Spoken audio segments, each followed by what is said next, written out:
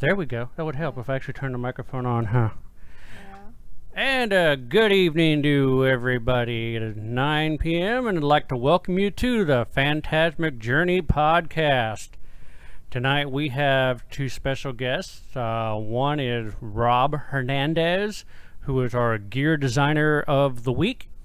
And of course, for the location of the week is Marcell Hanauer. And you're going to enjoy talking to her, right? Oh yeah, I always enjoy talking to Marcell. So we got a lot of stuff that's going on. Paulo happened to tell me about this weird story about a cornfield and someone leaving behind their kids, which is unreal. Yeah, it was in Idaho. No, not Idaho, Utah.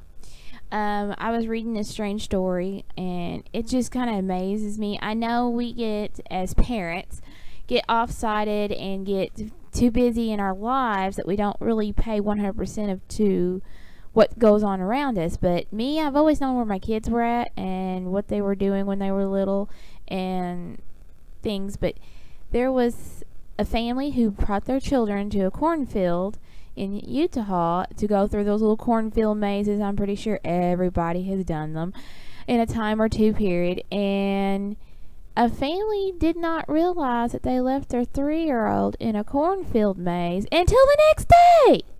I'm like, seriously?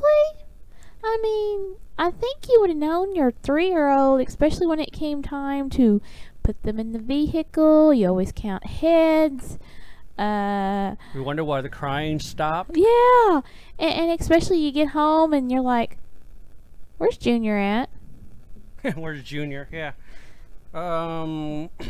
We're short a kid. Do we leave him at Pizza Hut? I'm just like amazed by that. It was just like floorboard, and I'm like, how do you do that? And it's not the first story I've heard of parents forgetting their children, or the big upsetter one is that the parent would like get out of their vehicle in the middle of the summer and they go inside and they watch TV and they do this, that, and the other, and they leave their kid in a car seat out in the vehicle. Right. That's another issue that, you know, I have read at least one story a year or 2 stories a year of that. And I know we carry so much of a busy life. Technology has taken over the rules of what we do in everyday life.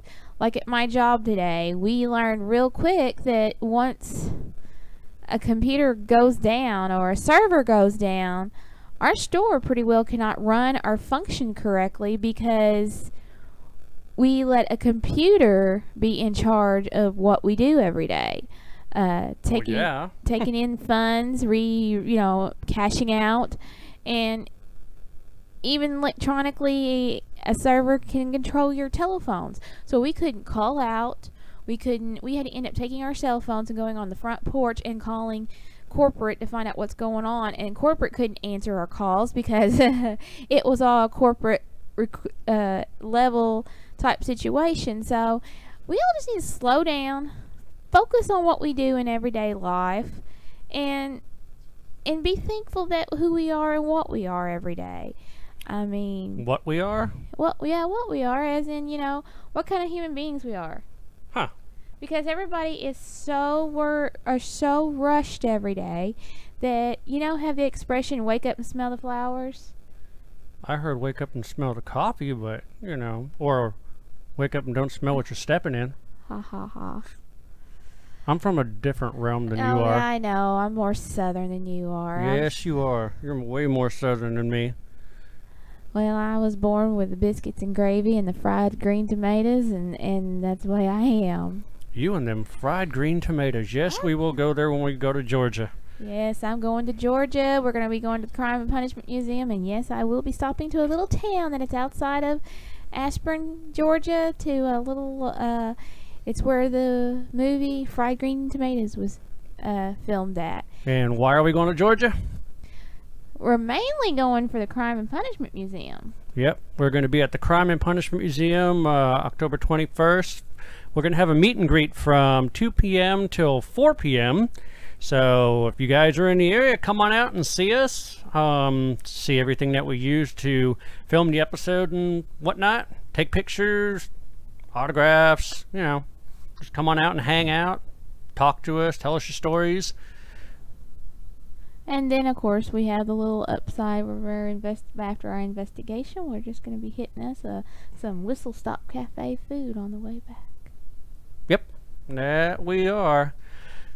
Well, let's see what we got here. We got Rodney here. We got Martin here. Nicholas, William, Tammy, Greg, Shannon.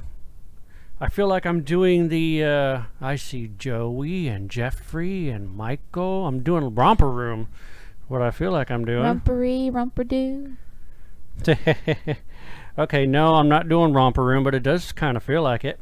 So, but yep, we do have two really cool guests tonight, and we're going to learn about some of the devices that Rob Hernandez puts together. I believe he works on and builds ghost boxes, which is kind of cool. And then besides that, he's also doing the same thing that we're doing. He actually has his own radio show, and we'll go ahead and have him talk about that. And Marcell is the property manager of the St. Albans Sanatorium in Radford, Virginia.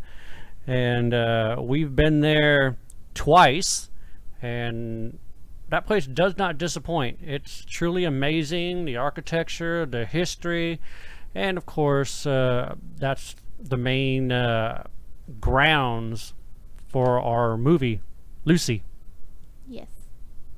You care to tell people what Lucy's about? Because I'm sure no one knows about it.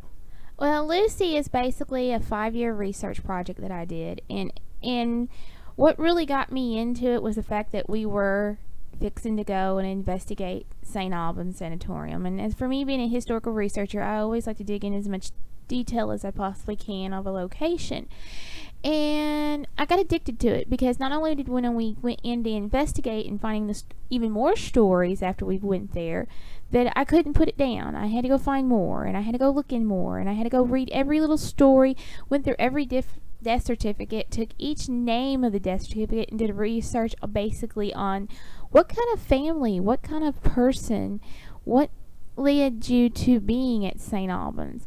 And some of the characters or the patients that were at St. Albans brought me back into why families had took them and put them there. And something tragically or something caused them to have that mental snap to bring them to Dr. King. And we'll learn more about Dr. King tonight and everything. But it proceeds on that I took that storyline and I took the characters and I designed my own character based on 2 or 3 patients that were there, and, you know, kind of put pieces together. And I've talked to some of the family members that were descendants of these patients, and I've gotten a little bit of tidbits of, I mean, if I really want to go back into St. Albans, I could put probably another 2 or 3 years on it and probably come up with more stuff on an individual level of each patient. Right.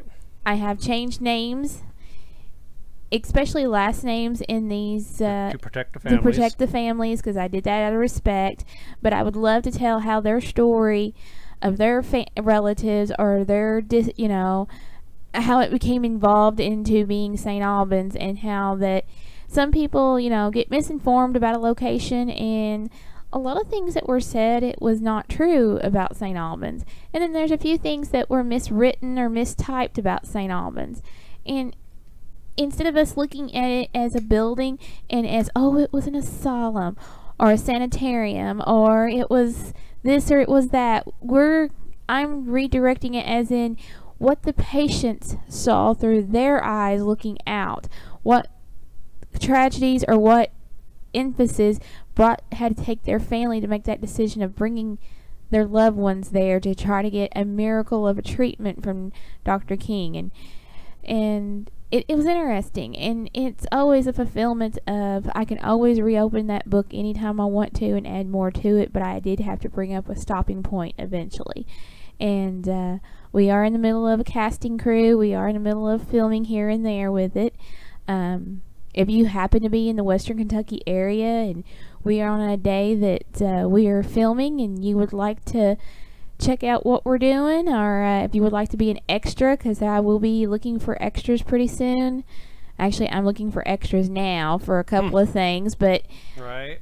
You don't have to have a speaking part. You can just show up, and it's basically starting into the late 1920s, early 1930s of what the storyline that I'm working on. So, and it's interesting, and I love how my people that are working with this become a character of aliveness into the role play of all this. Right. I bet you're all wondering what's in my hand over here on my lap. It was something that we were going to go ahead and talk about last week, but didn't get a chance to. I was going to go ahead and let you guys know that whenever you watch us on Facebook Live and you're wondering how we have such smooth video, it's because of this bad boy. This is the Glide Gear Lilos. This is what we use to go ahead and film our Facebook Lives. That's why you actually can see everything is smooth while we're walking around, climbing stairs, walking across rocks. So you ought to check it out. Go to glidegear.net and check out the Glide Gear Lilos. Really inexpensive, and it worked great. I mean, I can sit here and change different angles of it on the fly while walking with it, which is really cool. And they also make a bigger one called the Geranos, which is for DSLRs. But this is really freaking cool. Hey Jen, how's it going? Hey Vic. Eric Larson. Buddy old pal. So this is really cool, so you guys ought to go ahead and check that on out. We use it a lot, and we will continue to use it for our Facebook Lives. It makes it a lot easier for us to tell the stories and let you see what is going on behind the scenes while we're doing Facebook Lives. So yes, we will do that when we're at the Crime and Punishment Museum. For people that are in Paducah, I'm not really sure if anybody knows about this, but there's a magazine called the Purchase Area Family Magazine, and well, let's see. Page 14 and 15 is us. Yep. We're in the magazine for Purchase Area Family, which is kind of cool. It talks about our ghostology that's coming up October 26th. Yep. We will be at the McCracken County Public Library or Paducah Library from 7 p.m. to 8 p.m. Second floor, large conference center. So we're going to be giving a seminar on our Ghostology 101. We're going to teach the community that comes out to learn the steps of being a ghost hunter, the what to do, what not to do, how to detect false positives and how to avoid them. We'll go over how we use our equipment. We'll show some evidence. We'll do Q&A. A whole bunch of stuff. It's going to be an awesome night. But yeah, we are actually in this magazine. I believe we're also in the View magazine, which is for this month as well. And since we're doing this Ghostology, we're like in the West Kentucky Star, we're in the Paducah Sun, we're in AP News all over the place for this Ghostology thing, because this is really big for the city of Paducah, so it's kind of cool. So, but I am just eager 5 minutes to go before we get to talk to Rob Hernandez so I can find out what kind of ghost box he's making. Ah. Yeah, ghost box are kind of cool. There's a lot of people making ghost box, so it's kind of cool to actually talk to somebody that's actually doing it himself. So. Hey Jack, I see you popped in. I see your little quote. Cactus be in the queue. Actually, it should be Cactus be in the queue. D-A, duh. In the queue. Come on, man, get with it. So. One more last thing before we get our first person on here. I have gotten a message from a friend of mine who lives in Puerto Rico. Actually, it's a friend. Her mom was good friends with my mom, and we had the devastations of the hurricanes that had come through in the past month or month and a half, and things are not, they're going to be a long time before they get back to normal. Desi, she said her part was fine. They had a little bit of flooding, but they're okay. But they're one of the 10% that were lucky on the island. She sent me some heartfelt messages and posted some heartfelt messages. I read them to Gavin, and Gavin's like, wow. They're having to go through so much red tape down there. When they have people going down there going through so much red tape to go through these charities to get help. And the deal is, the charities are not realizing that, yes, it's okay. Yes, we're bringing in donations. Yes, we're bringing in this, that, and the other. But what are they going to spend their money on? If these charities are giving them money, there is no grocery stores open. There is very little internet, very little where money can be transacted very carefully. And it's horrible. And the deal is, they're not actually going out to filter to find these people. They're basically letting everybody know, oh, we're right here in this building. If you need help, come find us. And Desi told me, she says, there's people like on the mountain, what they call the mountain, that don't know how to get down the mountain to get to these locations. And so Desi has been taking upon her own self to come up with any financial need or any kind of things that she can do. And she personally, with her family, have been walking and trying to do as in much location it can, a lot of it on foot, a little by vehicle. Gas is scarce there. And so she had sent me a thing saying, I'd be willing to help us with some campaigning on this end. She's gave me her address. She has cleaned out her garage to try to see if we can get people to help with donations so that these people can bypass all this red ticket tape stuff, because she says, I've seen it hardcore. I've seen it firsthand. And she's tired of the media being very mediocre over it. And the death count is a whole lot higher than what they're saying it is, because people can't get to some of these people that have died.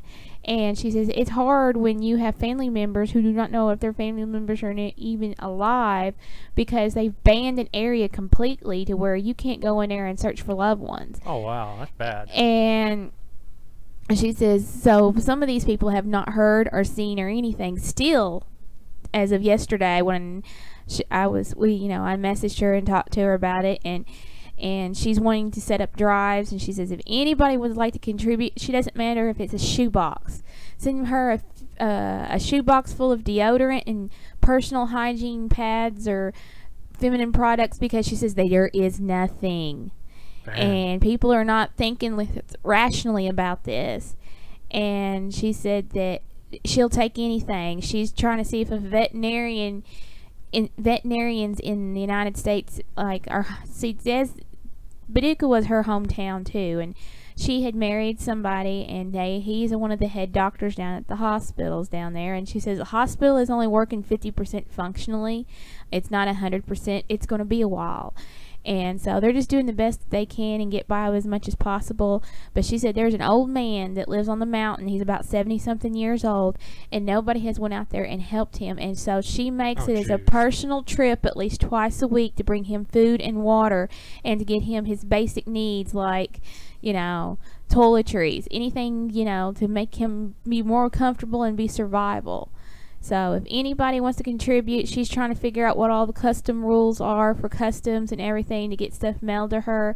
She's supposed to give me all the details in the next 3 days. I've got her address if anybody would be interested, because I told her we would try to voice nothing else, a shoebox fundraiser. Right. If you just wanted to help one family, say of 2 or 4, what's the basics that we need? Toothbrushes, toothpaste, deodorant, soap, feminine hygiene products. It could be a Matchbox car for a little boy. It could be a little teeny tiny doll that you might get from the dollar store. Most of everybody down there has lost everything. People are committing suicide because they are overwhelmed, because the fact is they have nothing to live for anymore, and there is no psychological help down there. There's no counseling going on down there, and people are actually, committing suicide, as he's told me, and that it's because they think that if they are no longer part of this world, and their family has one less mouth to feed, and there has been mothers and fathers that would kill themselves and take their children to leave children on doorsteps, and figured, maybe they would have a better life than I can give them because I have nothing left to give them.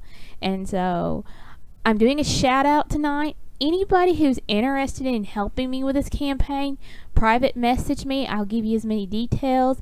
Desi's supposed to get back with me in a couple of days, but this red ticket tape charity crap is got me a little heated up because, everybody is donating these thousands of dollars to all these things, and they're not actually going out and actually finding these people and helping these people. They want them to come and sit at their little white tables with their little folded chairs in a building that, looks like it hasn't hardly been touched because they don't want to get their fingers dirty. Alrighty. Well, on that note, we're going to go ahead and get a hold of Rob here. But yeah, once again, exactly what she just stated. If you do want to help out in the shoebox fundraiser, just go ahead and contact her, and she will go ahead and point you into the right direction. So hopefully that would be able to help out a great deal. Let's see if we can get Rob on the phone.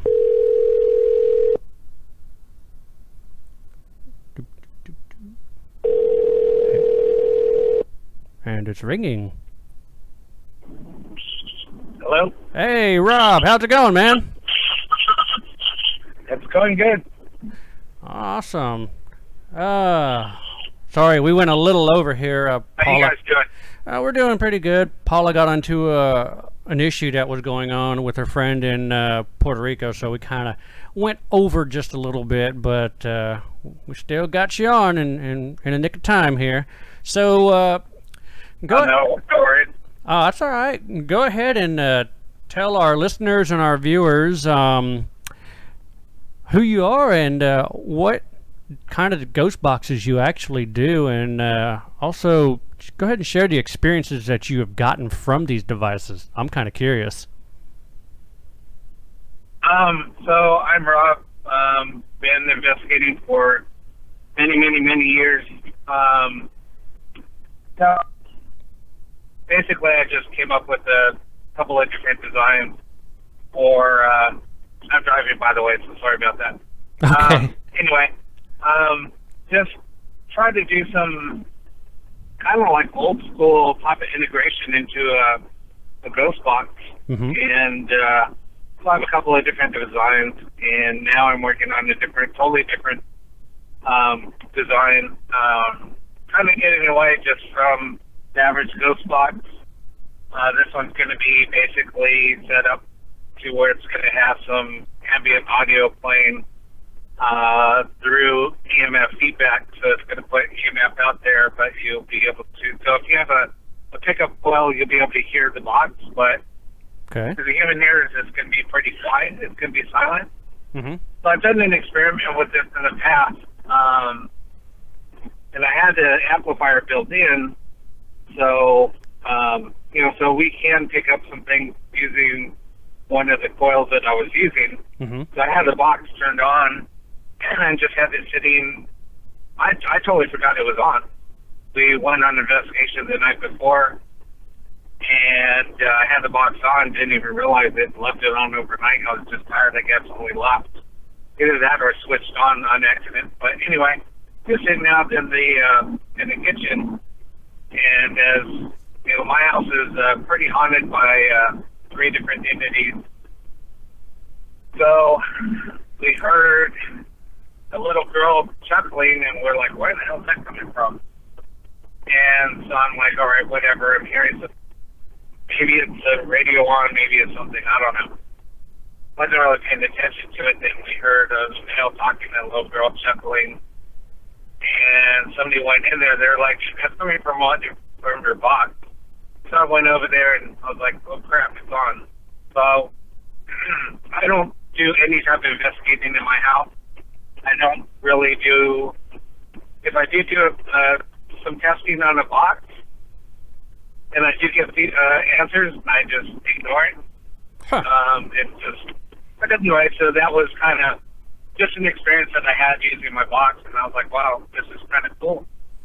So I built one for somebody else to test it out, Mm-hmm. and they're having the same type of experiences. So I kind of use those circuits in a couple of the boxes that I did build. And so I integrated, you know, just a sweeping radio, whatever, and so that's basically what I've been building, and for people, and just going with that. So these circuits that you're talking about, are they using reverbs in it at all, or echoes? No. I mean, actually, no. Actually, I mean, I do all of my boxes. I do put in a echo circuit, or reverb, and that is adjustable. It's basically a reverb circuit, and then I put in an amp of some sort, and then from there, I'll just, you know, figure out what somebody wants. If they want a radio, I'll hack a radio, whatever. I'll give them a few different types and kind of add that onto it. Okay. Or if they just want input so they can use an app or whatever, I'll just do that for them. So, you know, and if somebody wants something more, then kind of like with what I was just talking about, then I'll build that for them. So anything that I do build, I just, you know, it's all built to the client's specifications, and I'll see what they want, or if they want something kind of like how the Geo box was built, then I'll build something to that type of design. So yeah, we were actually experimenting with a box called the Entity Voice Box, and it's similar to the Geo port or the Geo box, and it works kind of cool, but it wasn't portable. So the area and the location that we wanted to use it at, unfortunately we couldn't because it wasn't portable, and we couldn't run an extension cord all the way down into the dungeon of the jail. So I was like, oh man. But the guy that created that is actually looking to build a portable. But you know, these boxes that you're actually doing are actually grabbing the attention of a lot of people, especially my buddy here, Doogie from the Tennessee Race Chasers. He wants to go ahead and get your information so he can learn more about these boxes that you're building. So I'm going to go ahead and hand that information over to him. Yeah, you know, all the boxes that I do build, I mean, they do run on, you know, on a battery, a 12-volt battery that's rechargeable.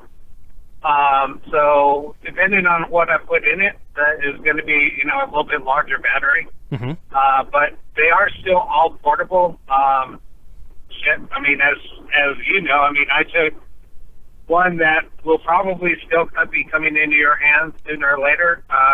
You know, I took it over to, I threw it in the backpack and took it to Ohio with me, and that's where it's at right now. And we did use it in Ohio State Reformatory. Right. And one of the questions asked, when we were in solitary, somebody asked who's the current president of the United States, and it said Trump. And we all just started laughing. Oh, wow. Yeah, I'm wondering what kind of... yeah, it was kind of a trip. I'm kind of wondering what kind of experiences we're going to have. We're actually going to be going to the Ohio State Reformatory in March of next year. So we're looking to, you know, try to cover that place as much as we can. Kind of like one of my friends says, is cast electronic net over the building. So, you know, hopefully by then, maybe we might have one of your boxes in hand. Be kind of cool. Yeah. I mean, I'm sure that one will be coming our way. You know, right now I'm just, I just didn't have the extra, I guess, money to build one, so I could just, you know, send out. Right. So, but, you know, like I said, I mean, I will be getting one back, so I'll be, and right now I think I have some extra parts that I could probably build one. But something else that I kind of was doing was, because sometimes it's hard to use a radio in certain areas, especially somewhere like Ohio State, because it's just all brick. Right. So it's kind of cool when you're getting all static and then you're getting responses through that. But what I have found doing EVPs over the years is this was kind of a trip because we're going over EVPs a few times, and we kind of heard in my voice saying something that I know for a fact I did not say. Right. So we played it back. Over and over and over. And I said, look, it sounds like me, but the pitch is different. Huh. So, and I said, look, I'll try the different, trying to mimic it to a T, and I couldn't. So a friend of mine, I said, look, here's yours. He's doing a full-on laugh. And at the end of his laugh, there's a full-on sentence. Huh. And I said, try to laugh, and in the same breath, say that sentence. And he was like, dude, that's physically impossible. And I was even trying to do it. I couldn't do it. And I said, something there is manipulating our point. That's interesting. That kind of led me on to something. So I got some recording and did long recording, and played them kind of low. Mm-hmm. And then we started doing an EVP session, doing that using one of my boxes. I had like a iPod, iPod Nano, which is just a little. It's tiny. It's probably the size of a stamp. Right. Right. And you just hit play, and it puts the volume, whatever. So I had that on repeat. And we're doing some experiments, and we were hitting. So I kind of knew. I was listening to some of the recordings, so I knew what the recording was about. So you knew the context, you knew everything about that sentence, or that even, that 5-minute clip, whatever I was using, you knew the entire clip. Mm-hmm. And I was picking up things that were not said on that clip, and I said, look, we might be onto something here. So they're using that clip, not manipulating the audio, but using that audio that's playing live, mm-hmm. and manipulating that audio that's playing. So the theory is, how a lot of people are saying, well, a ghost box, they're manipulating the ghost box. Okay, right. That's a theory. But my theory is, even with our voice, it's like they're using that and manipulating that as we're speaking. So I tried that experiment, and I was getting some results with it. And I was like, wow, this is kind of cool. Huh. Well, it sounds kind of similar to a device that one of my friends made. It's called the Solomon box by Matt Benton. Right. And he actually has an audio file that plays while you are doing your session. And if anything comes over that, then it's possibly it is a spirit talking, because that audio file cannot be altered or manipulated because it's just playing. It's different than like when you have a radio station that's cycling through different station over and over and over again, different channel, different frequencies. This is actually an audio file that just plays, and it goes forwards and it goes backwards, and it's just really bizarre, and it just sounds crazy.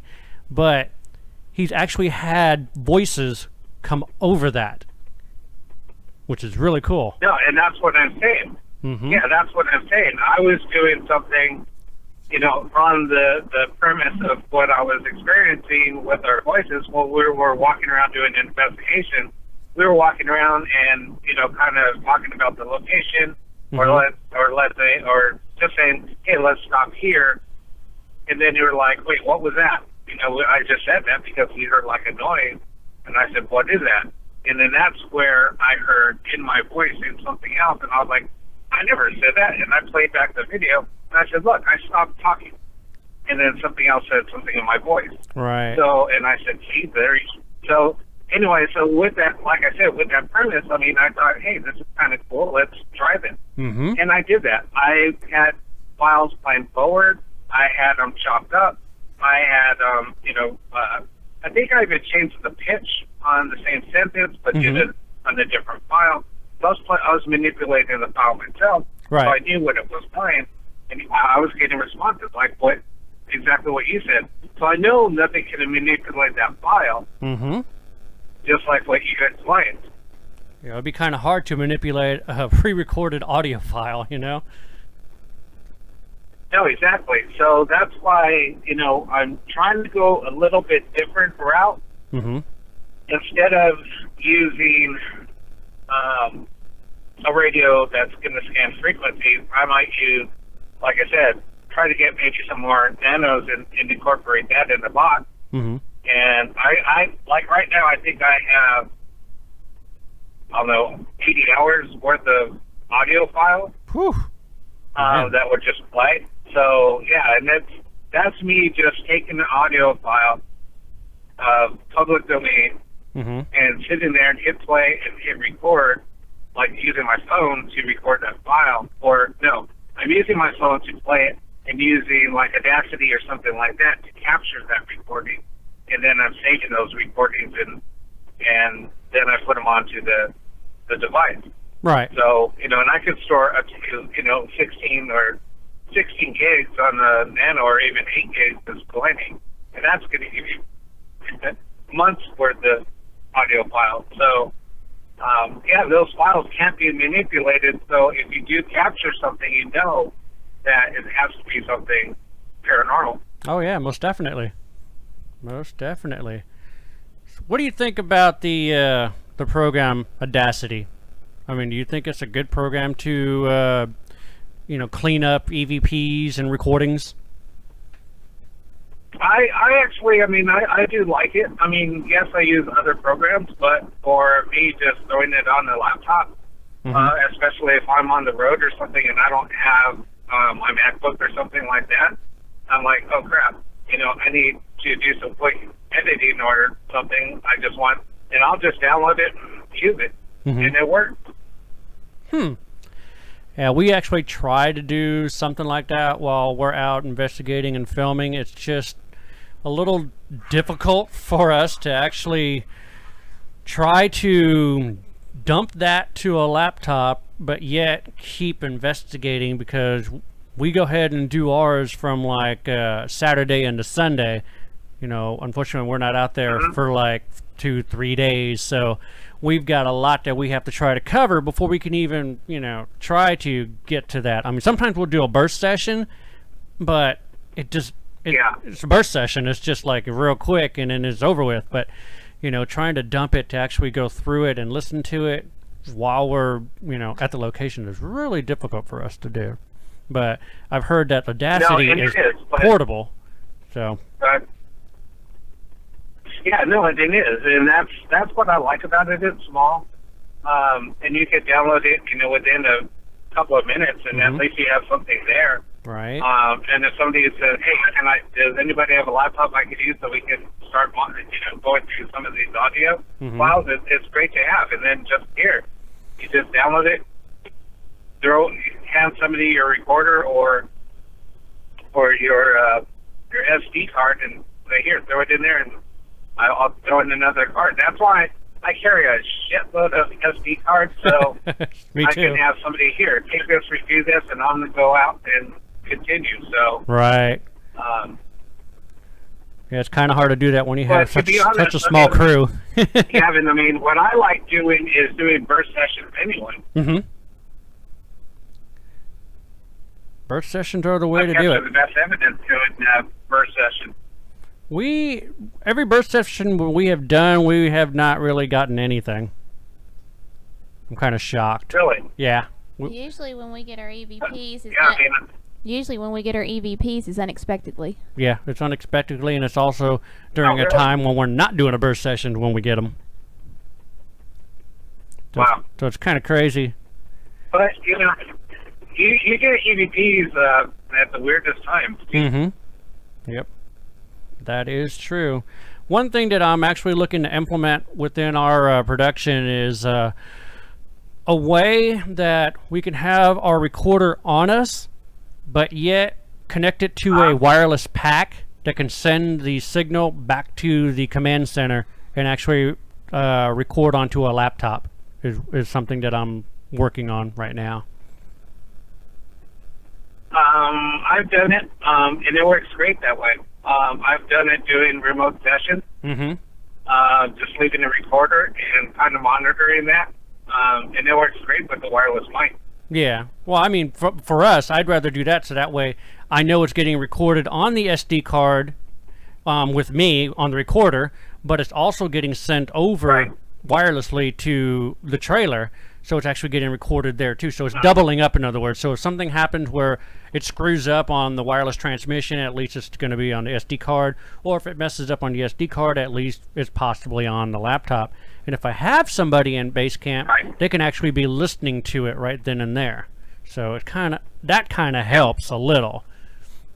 You know, just a certain idea that I was thinking about doing.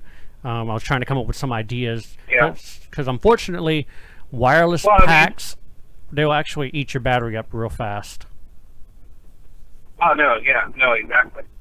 But, I mean, with you, I mean, you know, because, I mean, I have a few cast cams like we talked about before, and sometimes I'll have something recording on, you know, channel A or, you know, on track 1, and something else recording on track 2, and then I'll use something else for 3 and 4. So that's a nice thing about having 4-track or 6-track recorder. Yep. Well, we got a 6-track recorder that we currently use. It's called the DR701D, and it has 4 XLR ports on it.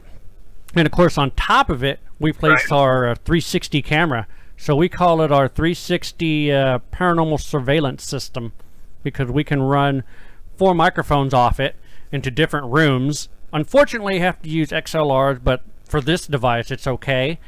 But the 360 will capture everything in that room. So if we see a fluctuation, like on maybe track 2, we can actually look in that general direction when it comes time to evaluating the 360 footage, which is kind of cool.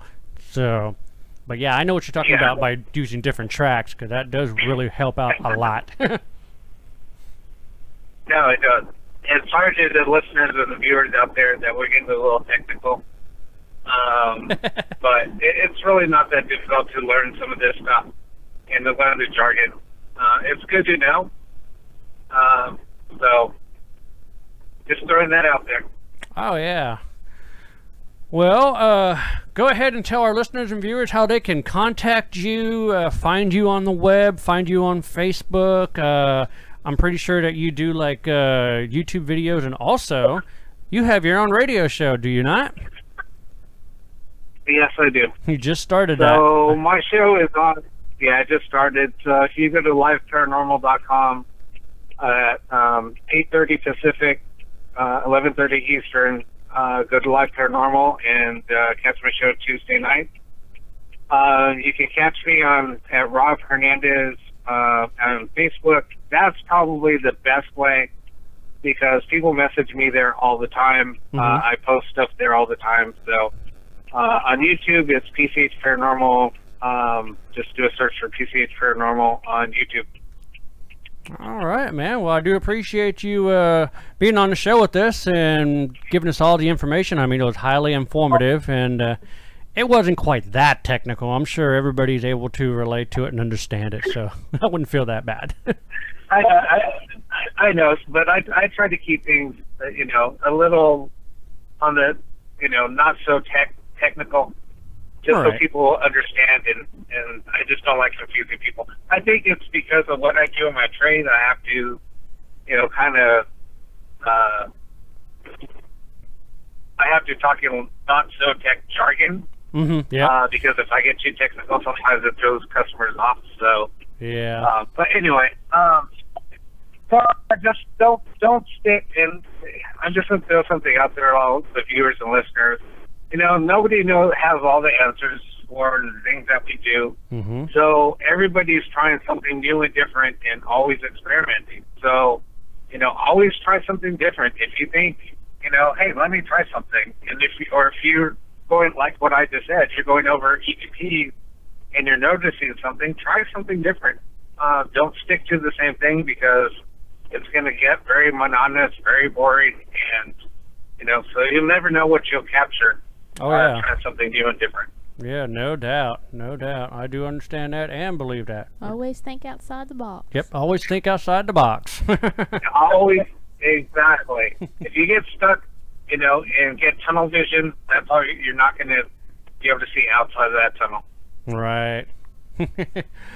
All right, man. Well, you have yourself a good rest of the evening, and we will probably talk to you later and probably catch your show. Oh, yeah. I'll talk to you soon. Okay. All right, dude. Thank you. You're welcome. Have a good one. Bye-bye. Okay. Bye. All right. Well, that was awesome. So we learned about that box, which is really, really cool. Oh, yeah. And we're actually going to get one in our hands soon. Cool. So, are you excited? Getting ready to talk to Marcell about the St. Albans Sanatorium? Of always. All right. Well, go ahead and give me a little sneak peek of some of the stuff that we uncovered there while I get her on the phone. St. Albans, we have a little boy's room there. It's called Jacob's room. And Jacob, I don't know if anybody has ever been to St. Albans or not, or anything. I put it this way: we have investigated it twice, and we've always come up with something different and never the same. And we experienced Jacob, and like I said, our first episode that's coming out for our show is St. Albans, and all of our evidence that we're going to kind of sort of talk about tonight is in that episode. But Jacob's room was very active. We've got several little things that had happened in there, and involving a ball that moved by itself. That was cool. That I had rolled a ball across the floor, and it kind of rolled back to me. But instead of it rolling completely back to me, it circled the room. It circled the room and circled completely around me, and then it stopped over to the side of me. Well, I was like, Jacob, if that was you, can we do this again? And after, we could, I got it to roll back. We rolled it again, and of course I never got it to roll back at me. Right. We also have, which is a very fraction of a millisecond, we had to slow the footage down to actually see this happening. We brought a Furby with us. I don't know how y'all's speculations are on a Furby, but we had brought a Furby with us. Not this one, but it was bigger. We had Dika. Dika has not been the same since we had took her to St. Albans. Right. And we might have to take Dika back to St. Albans to figure out if we can fix her or not. But she has not acted right or has not communicated correctly since she's been to St. Albans. Just for a fraction. A Furby goos and does all their little funny noises, and they shake and everything. But a Furby does not spin by itself. It does not do a 90-degree turn. Nope. By itself. We had to basically slow it down. Go frame by frame. And go by frame to see Furby get turned. It looks like someone literally was turning Furby into a 90-degree turn. The only thing is that it was facing this way in one frame. Next frame it was right here. It was just one frame. Boom. It was that fast. Yeah. And then right after that, Furby's personality changed. And if you know any experiences about a Furby, that you can change their personalities, but you have to do certain things to them to change their personalities. We had something called the baby, the Furby baby. And after that, it all of a sudden turned personalities, and this thing just went completely nuts and ballistic. It did. And then we got the Valley Girl. Yep. The obnoxious Valley Girl. It was kind of crazy, that's for sure. And it hasn't worked since. No. That's just two of the stories of many. You get her. Hello. Hello, Marcell. Hey, Miss Paula. How are you? All right. How are you this evening? I'm doing pretty well. I've had a good day. I had my grandchildren today, so it was a good day. All right. I'm glad to have you on the show tonight, and I'm glad to talk about St. Albans, one of my very favorite locations, and I talk about St. Albans everywhere I go, and I'm so proud to have you on the show tonight. We love it when you come to visit. and hoping you'll be back soon. I'm trying to put it on the list, but Gavin's got me booked at so many locations for next year. Blame me, geez. Yeah, Thanks. I do. Not my fault. I have places that want us to come there and investigate and film, so I'm like, okay. But we're going to try to squeeze you in there sometime next year. I just don't know when. Be a great place for a wedding. Trust me, I already told her that I'd like to go to a haunted location, and she's like, no. I don't think my family will go. My family I have 50-50 on my family, where 50 believes in exactly what we do, and the other 50 are like eerie of what we do. I think we're nuts. So, but yeah. Can you tell a little bit of the history of Marcell and of St. Albans? Well, St. Albans was opened in 1892 by a Mr. Miles as a Lutheran boys' prep school, and it remained open until 1911. It closed and was set empty until 1915, which at that time Dr. J.C. King, who was a psychiatrist at Marion, Virginia Mental Hospital, said that there was some treatments that was being done in Europe that was having some really good, sorry, I'm tongue-tied tonight, some good results. And he decided that he wanted to open up his own hospital, and he believed that mental patients could be treated and go home instead of just being locked up in a hospital. He opened up in January of 1916, lived there himself for a while until the house, which is now the inn at St. Albans, was built.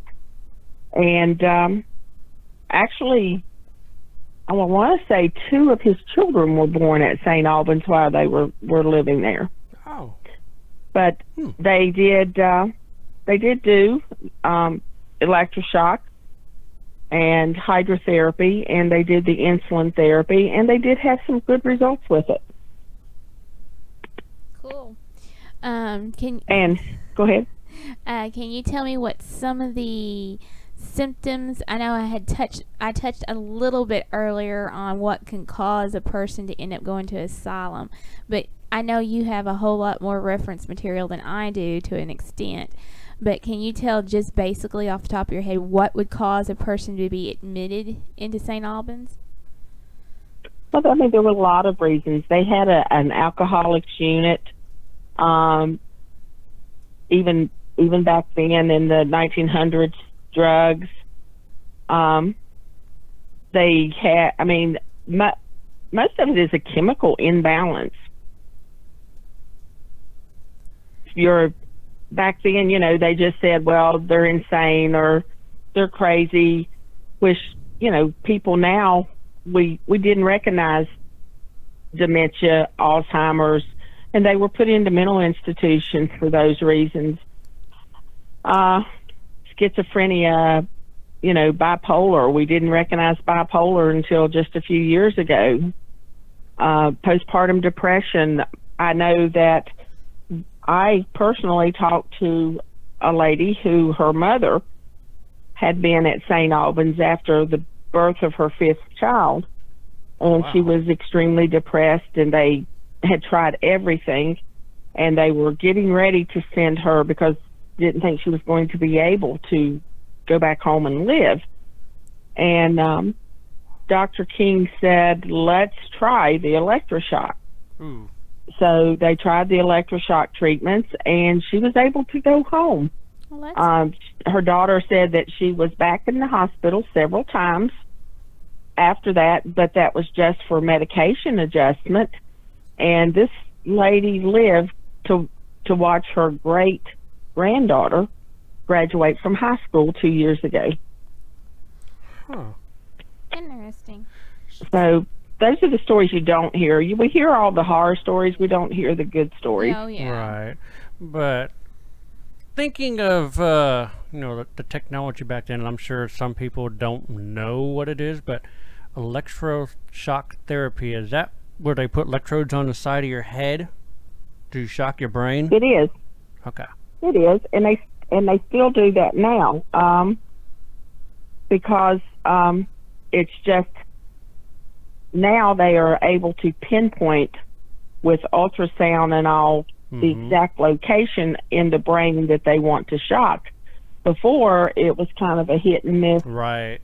Let's hope we got the right spot. That is true. That is true. And it seems inhumane when they were doing it back then. But again, we're still doing it today.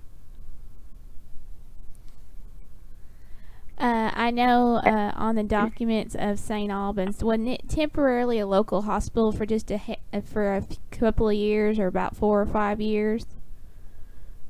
It wasn't.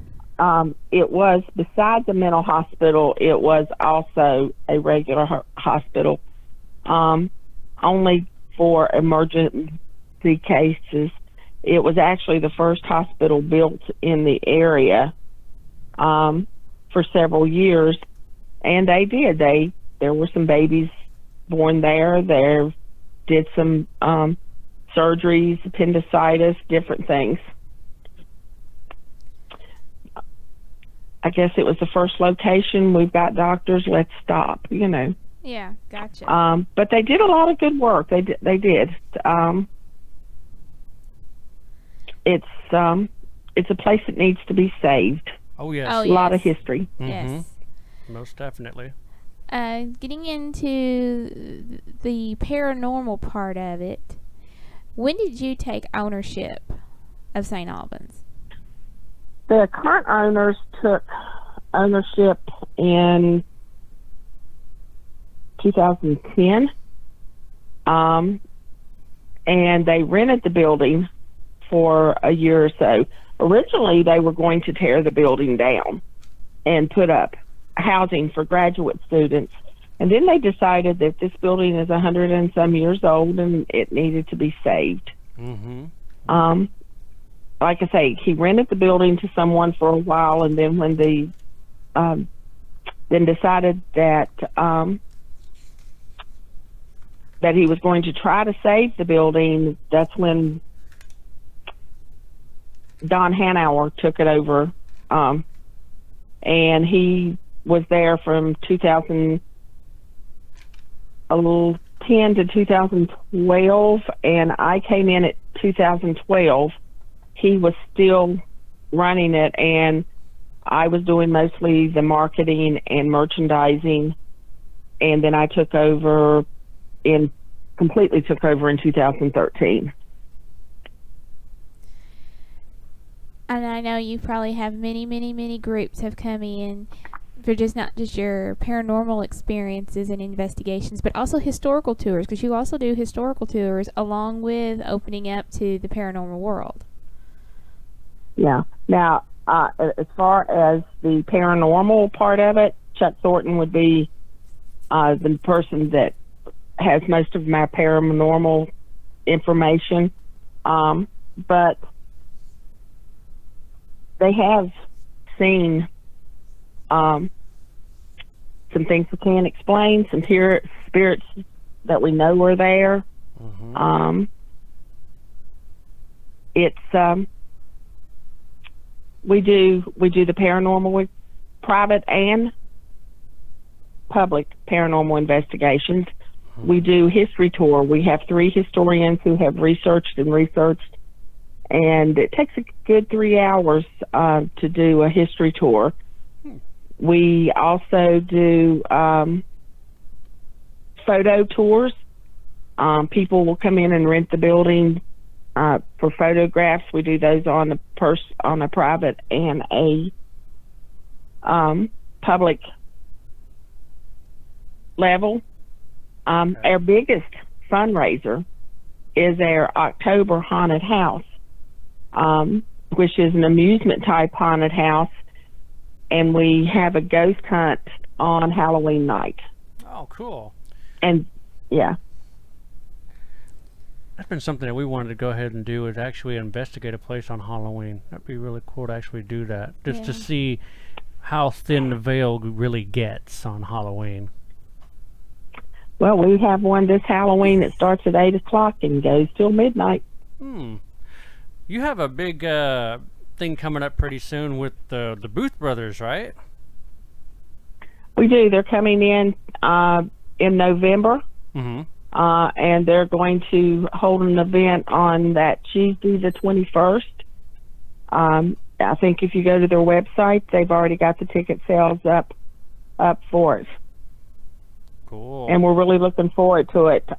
Christopher was there in May for an event this past year, and he's, like I say, he fell in love with the place, and he's coming back. Oh, yeah. So we're looking forward to it. He asked me a lot of questions about St. Albans when we were over at SilCon, and because he was like, well, what are the places you've gone to? And I told him we've been to St. Albans. He's like, tell me about that place. I've seen pictures. So I told him, next thing you know, there he is.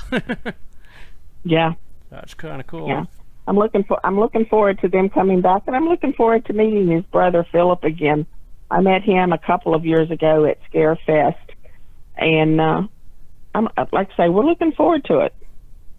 Yeah, Philip is a cool cat. He's pretty cool. Now, what does and I always ask this questions because it's interesting how the community feedback is, but what's the community feedback for St. Albans in your area? It has really changed. In the beginning, especially the paranormal part of it, they were really skeptical about it. Then as we have been open and we have tried to let them know that they thought we were making fun of mental illness, and that is in no way what we are doing. Hopefully one of these days we would like to put a research library in it where people can come in and research mental illness, but that's going to be a year or two down the road. But we actually did this past spring, we contacted some of the employees that worked at St. Albans that we could find, some of the doctors, the nurses, the orderlies, and we did a luncheon for them and had them come and walk through the building and tell us where certain things were at the different periods that they worked.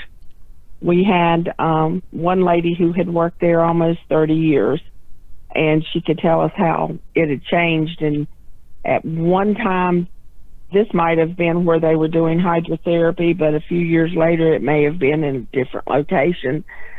So that has really helped with the history part of it, and it also helped them to understand, working with us on a one-to-one basis, that we respect the building, we respect the spirits, and we will not let anyone disrespect it. Exactly. And so therefore we've gained a really good rapport with the public. And preserve history. Yes, that's the biggest thing. I mean, before it was a mental hospital, before it was a school, right? It was also a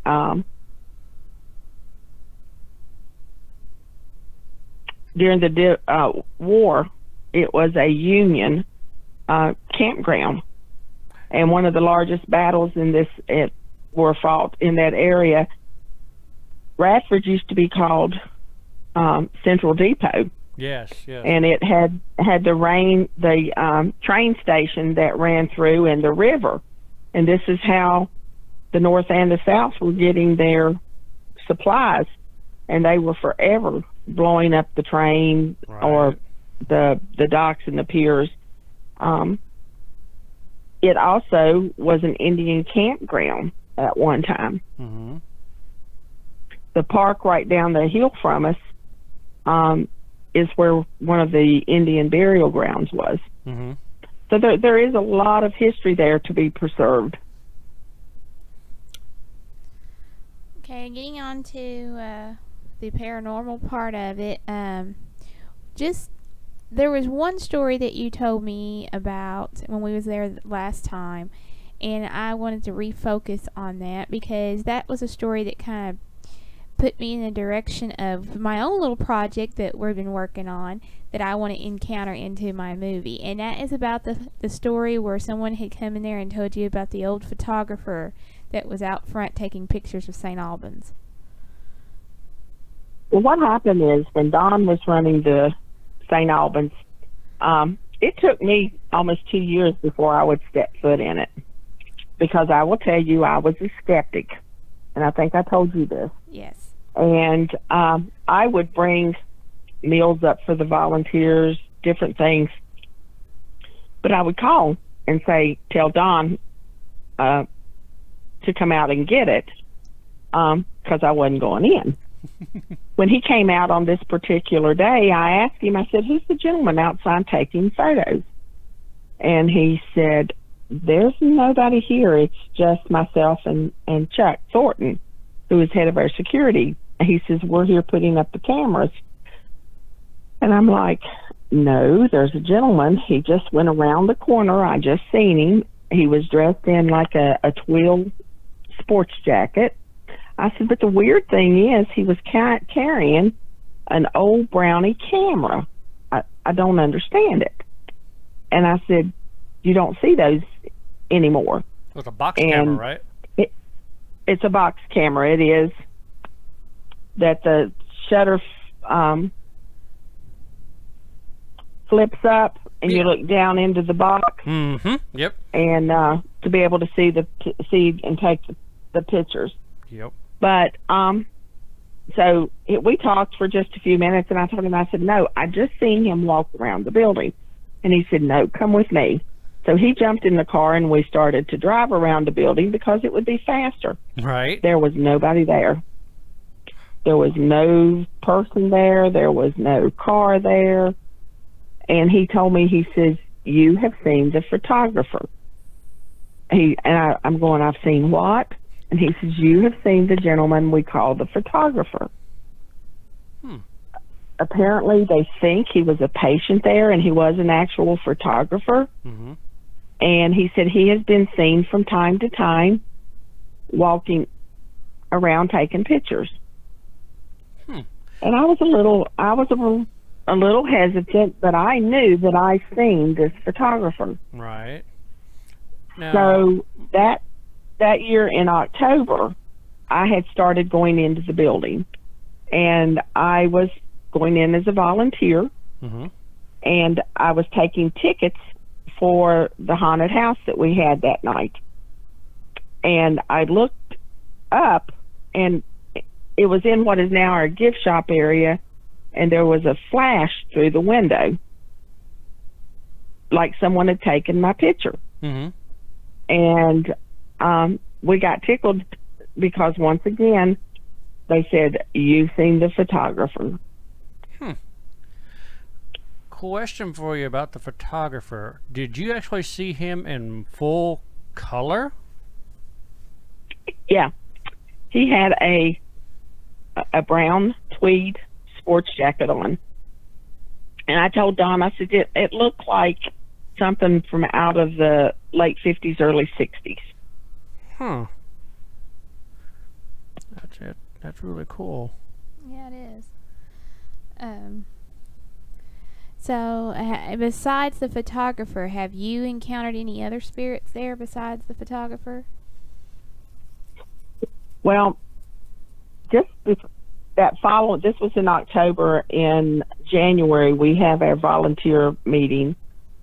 And after the volunteer meeting, everyone had gone home. Don and Chuck were putting up some more security cameras. And I was cleaning up down in the conference room area. And I thought, that these guys had been there since 9 o'clock that morning. It's 4 o'clock in the afternoon. They've got to be hungry. So I started through the building to see if they wanted something, and realized I didn't take a flashlight, which probably was my first mistake. But I heard them walking around upstairs above me, so I stopped so that I could, in the dragon room area, so that I could get my bearings and kind of figure out where they were in the building. Right. Well, when I stopped, this female voice screamed at me, and it was a scream like if I'd walked around the corner and startled her. So when I started walking, the screaming stopped.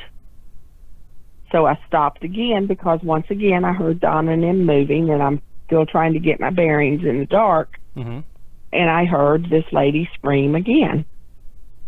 When I would start walking, she would quit screaming. After doing this 3 times, I just said, okay, Marcell, just keep walking. Just keep walking. And again, there was no other female in the building. It was just myself, Don, and Chuck. Well, I did have an experience the first time I was there. This is before I actually put the lights up in that one corner room right in front of the front door, you know, on the far left, where we set up our base camp the first time.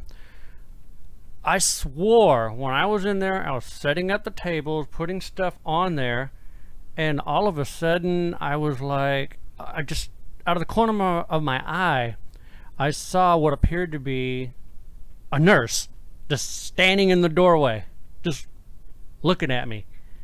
And I had to take a double take. When I did for that double take, it was gone, but I'm like, okay, time to put lights up. But I mean, someone in pure white, what I saw, had the hat, the outfit, everything. I was just like, oh my God. And I told Paula, I go, I think I had a nurse sitting there looking at me. And she was like, really? I'm like, yeah, I'm dead serious. I actually saw it, and it freaked me out at first. And I was like, all right, that's it. I'm setting lights up.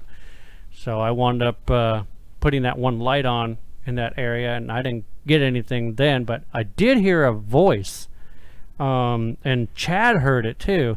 See, I bet you're going to be excited as we are. The first episode of our season is the St. Albans Sanatorium, coming out October 31st on Amazon, so I can't wait. I'm excited. I'm excited about it. Oh yeah, all of our evidence that we captured is going to be in there, and I mean, it should be an explosive episode. It's going to be really cool, so I'm stoked. Yeah, we had to downside it too in order to an actual episode because we had so much stuff and so much coverage that we had to take an hour and 45 minutes drop down to how many? 45 minutes. 45 minutes. Yeah. Oh, wow. What I'm actually going to do at a later time is I'm going to put the full 2-hour one up on there later, or I'm going to put it on YouTube because we're going to be using YouTube as our features area. So I'm probably going to put it there. But yeah, the full 2 hours was crunched down to 45 minutes where we put, you know, the best of the best that we captured while we were there. And then one of the things I will let you know, we got the sound of the electroshock therapy machine. That is amazing. Yeah. I really can't wait to hear that. We had to listen to it over and over again. We're going, what the heck is it? And you can hear, oh my, that sounds like the electroshock therapy. So I had to like go on the internet and actually try to find a video of somebody using it. And I'm like, oh my God, it is. So we actually captured the sound of that machine in action. And Paula actually got an EVP of somebody screaming in that very same room. So that interesting. There would really. I always enjoy hearing the new things that people have discovered there, and when someone else hears it, so I'll hopefully, and they can they confirm that. Gosh, but that's to get the sound of the electroshock. That's really. Oh yeah, I'm speechless. Oh, I am too. I mean, I had to listen to it over and over again. I'm like, what is that? And then besides that, there were some strange things that happened. I kind of feel it was a kid, but when we made our way down to the bowling alley, we had our DVR cable draped down the side of the stairwell, and then of course it went not really under, but right next to the bottom step, so that way no one would trip over it. And we go into the bowling alley and we go do our thing in there, and we got some interesting words that came across the Echo Vox, which had to do with, we believe, what was her name? Gail Hall? Or Gina. Gina Hall. Regina. Regina Hall. Yeah, we got some interesting verbiage out of the Echo Box about her, and after we got done there, we all left and we were heading back toward the stairwell.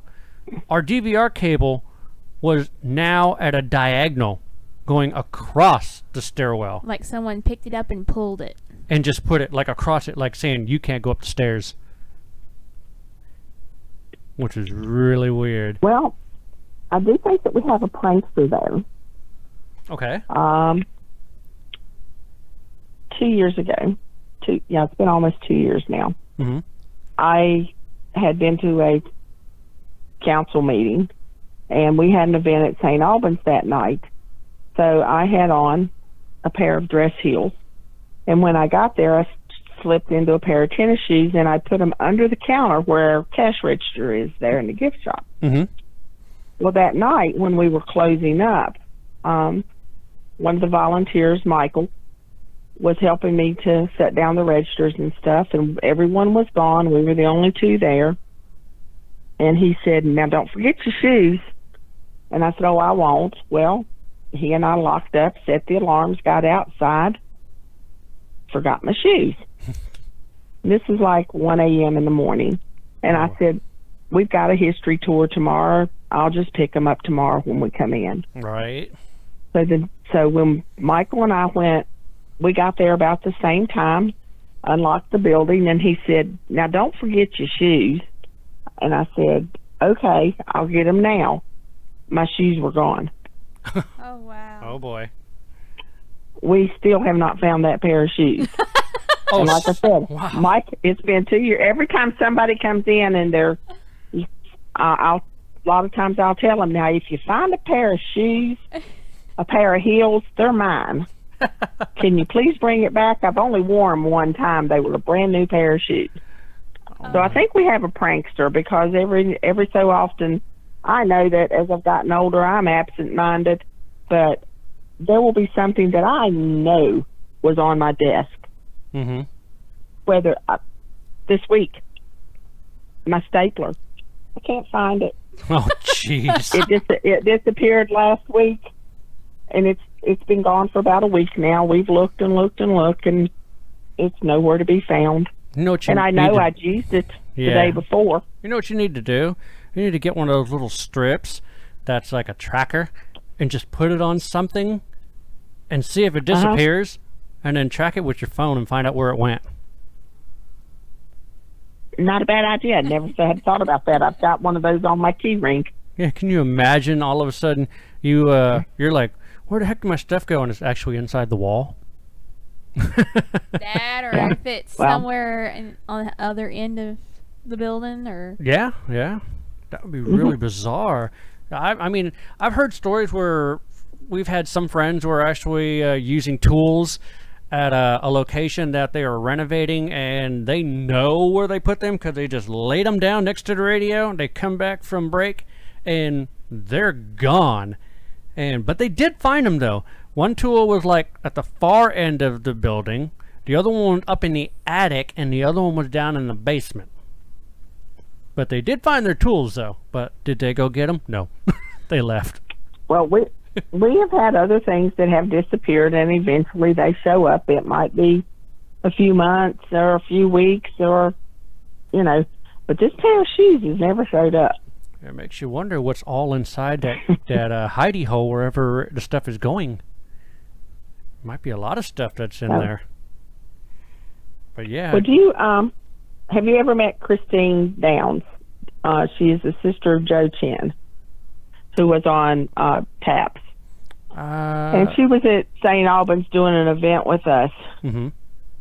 On a regular basis, she says she can't draw stick figures. But when she sees a spirit, mm-hmm.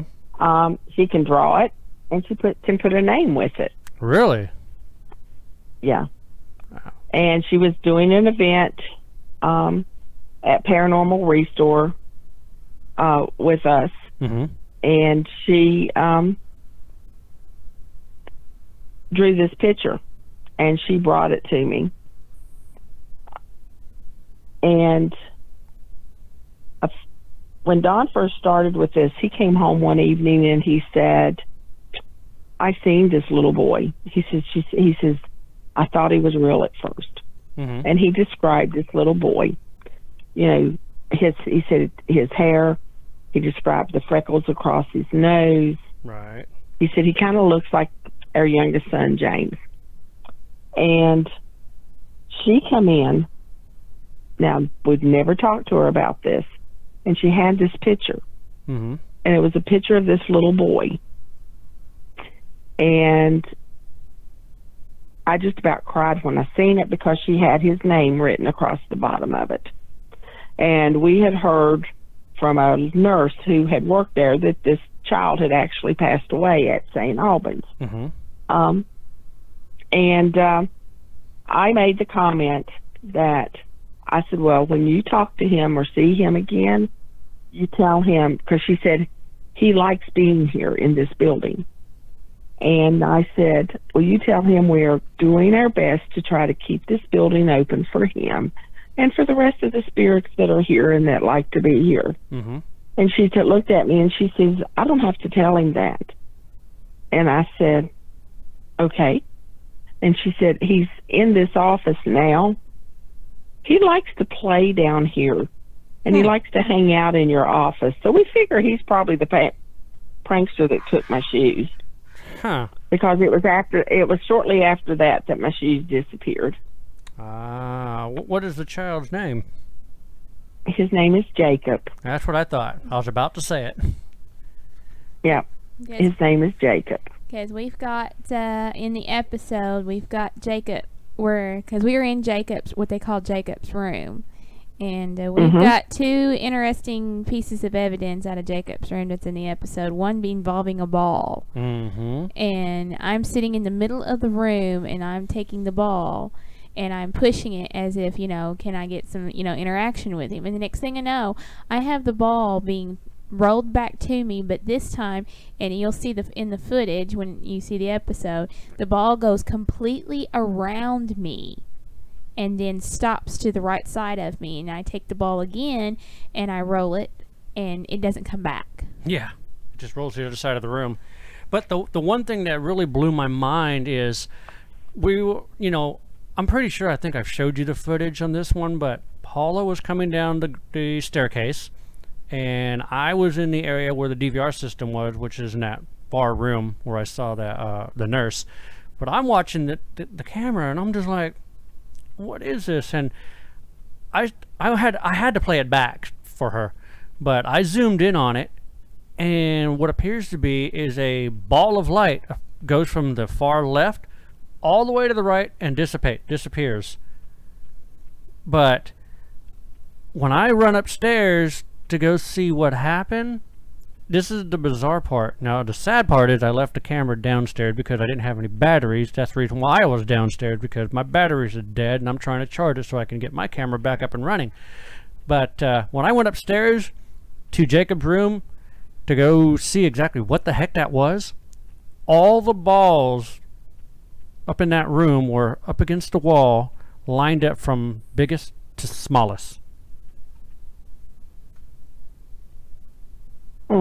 Yeah. And I wish I had my camera, because oh my god, that would have been so cool, because those balls were all over the floor. They were scattered. And then all of a sudden, when that ball of light went across the room, it's like that, basically that general direction it went, it's probably when the balls were getting stacked from biggest to smallest, is what I'm guessing. But that was truly amazing that it did that. But then, of course, while we were there, that one room that's diagonal from Jacob's, there was a chair that was in the center of the room. And it looked like there were two chairs. Was there two chairs? There were two chairs, weren't there? There was one chair that was facing the window. Looked like somebody was sitting there just looking out the window. But then there was another chair in the center of the room. The whole room was like 63 degrees, but that chair was 85 degrees. We could never figure that one out. But I was sitting here talking about, maybe there's somebody sitting in that chair that's a hothead or something like that. I forgot what I said. But the next day, we're shooting my intro, and I'm walking down the staircase talking about, with the Civil War and it being the depot and everything. I had to stop because I started feeling a sharp pain in my shin. And I sat down at the bottom of the step, rolled my pant leg up, and sure enough, I had a red, bruise that started getting redder and redder on my shin. It's like, I got kicked in the shin. I'm wondering if it was whoever it was sitting in that chair. That was truly amazing to actually get that and actually have it on film, too. That was wild. I will tell you, St. Albans is an amazing place. Oh, yes. For the history, for the paranormal. There's something about it that when you come into the building, it draws you in. Mm-hmm. And you want to help to work towards saving the building. We have, like I said before, we are run by volunteers, and they've come for different things. One lady, Tracy, who is right now, she's really over my volunteers to help keep them with projects and stuff. Mm-hmm. And she came for a history tour because her mother used to work there when she was pregnant with her. Oh. And then we've had people who come. I think you've met Shelley. Yes. Who was one of our historians, along with Tracy.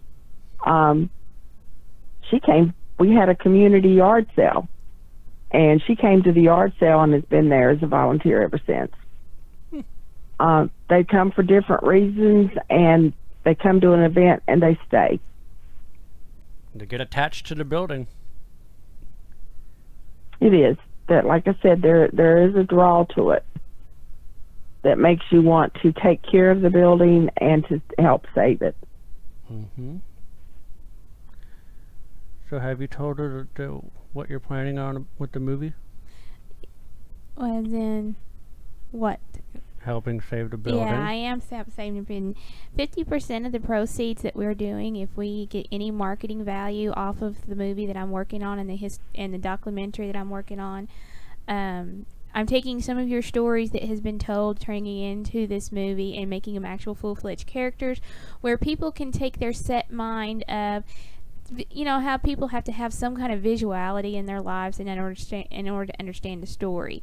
And I'm trying to take the stories that have been told, turning it into a visual, people actually visualizing, maybe seeing that old photographer hanging out taking pictures, visualizing what Jacob would have been like, plus all the other stories that Chuck has told us, along with a couple of other stories that I have found just by taking death certificates and doing research on those death certificates and finding out fellow family members and what was the cause of them sitting there. Some of them was, like you said, depression and all that stuff. And I had a couple of stories stuck out, and I dug a little more and I took those and built those stories up to where I want someone to give a visual effect of what it was like to come to St. Albans, and that the help that Dr. King was trying to give back to the community to help these people. And in return, 50% of everything that I make off of any of this, if we make a lot, great. If we make a little, every little cent helps, is going to you, Marcell, and to help St. Albans. Yep. Oh, thank you so much. You're welcome. That's just awesome of you guys.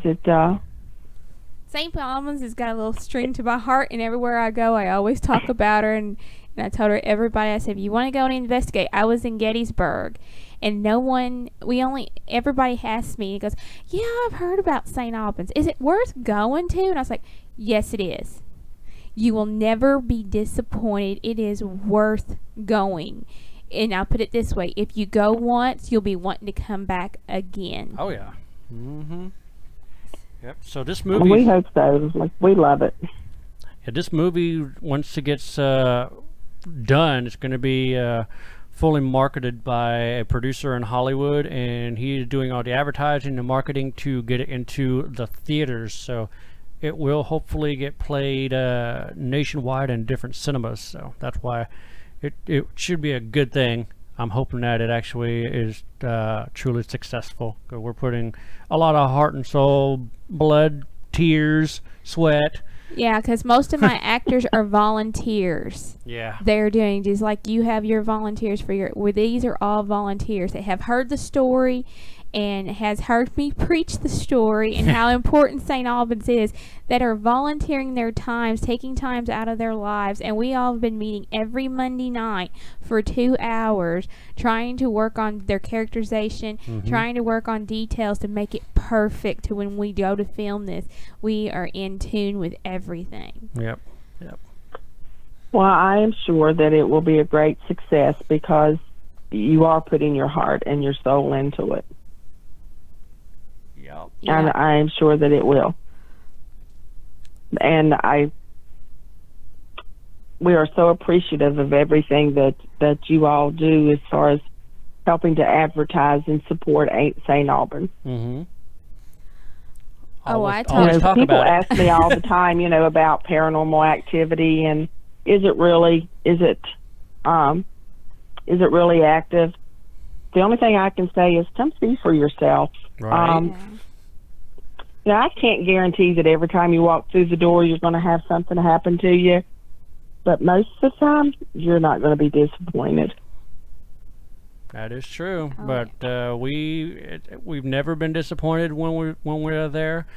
We always get lost in the maze. That never fails. Yeah, I'll never forget Shelly when we first came there and Shelly did the walk around with us. And she always says, make sure that if you're in a location, always look out the window to make sure where you're at, because then you will not get lost. And I always take that advisement, not just for St. Albans, but any location. And I've tried to explain that to Gavin and whoever is with us that's our filming crew, because they have gotten lost a couple of times at other locations. And you're sitting there for 30 minutes and you're like, he should have been back by now. And the radio's dead. And the radio's dead. So you're like, okay, then you go and you know where base camp is, because for me, I always remember, okay, this is where I'm at. I made a right turn, then I made a left turn. And then when I get back to base camp, they're like, not there. And I'm like, oh, great, they're lost. Follow the breadcrumbs. So Shelly's advice has been kind of brought to me to not just to St. Albans locations, but several other locations I've been, that I've actually took what she has told me and I've filled it into other locations to know where we're at all times, and always mark your markers to where you don't get lost in the building. Usually I'll just follow the DVR cables. That got to go somewhere, either A to a camera or B to the base. Depends how big the Well, as location. you know, with all the security cameras that we have, we give you a two-way radio so that you can stay in contact with us. And if you get lost, we won't let you be lost forever. All you have to do is radio us and we'll come find you. Have you had that issue before? We've had several people come, this is their first time there. They've been investigating, and all at once they get turned around and they'll radio and say, can you see me on the cameras? If you are, tell me how to get back to my location. And if they're in an area where, we're not sure, we'll ask them to describe what it looks like if we can't see them on the camera. But we do have close to 30 cameras up. Oh, good Lord. From the inside and the outside of the building for security. Wow. That is a We want lot our of cameras. patrons to be safe and feel safe when they're there. Oh, yeah, most definitely. And always have a watchful eye on them so that way, they don't hurt themselves. Yeah. Speaking of your security cameras, have you ever caught anything on your security cameras that is questionable? We have caught some things. We have caught some things on our cameras. As an apparition? Well, we had, we've caught, naturally we catch quite a few orbs. Again, Chuck is the one who, because he's the one who watches the security cameras most of the time. Mm-hmm. He's the one, he has seen the apparitions and things on the camera more so than probably anyone. But, and Chuck is also, if you had, I know you've probably heard the story. Chuck is an ex-police officer and pretty stout guy. And they were investigating one night, and there was probably 8 or 9 people around him. And he got picked up and tossed from the grand staircase. Yep. Off of the steps. Mm-hmm. Now, and this has never happened to anyone else. No. Just Chuck. Yep, just him. And he didn't provoke or do anything, so I'm trying to figure out what made it want to pick him up and throw him. Probably we feel they just wanted him to know he was there. But there was witnesses there to, that seen this happen. Mm-hmm. Well, we're going to go ahead and actually call Chuck once when we get off the phone here. And does he know that we're going to be calling him? Yes, he does. Okay, cool. So yeah, he does. We will go ahead and hit him up so he can go ahead and tell us his stories. I know we got some of them during the interviews on our episode, which people can actually watch on October 31st. So we interview you, we interview Chuck, interview Shelley, Tommy Amos, I think it is. We interview him. Yes. So we got a lot of interviews in the episodes. So, but well, we're looking forward to it coming out so we can. Me too. You just keep us posted on a definite date. Oh, it's October 31st. October 31st. See, yep. I told you I was old. October 31st. Yep. So it's going to be awesome. Well, I mean, we've already got reviewers that actually watched the episodes to go ahead and approve it so it can be put into the lineup, and they already gave us 5 stars, which is kind of cool. Maybe we need to play this at our investigation. Yeah. There you go. That would be cool. But it have to be after it's released.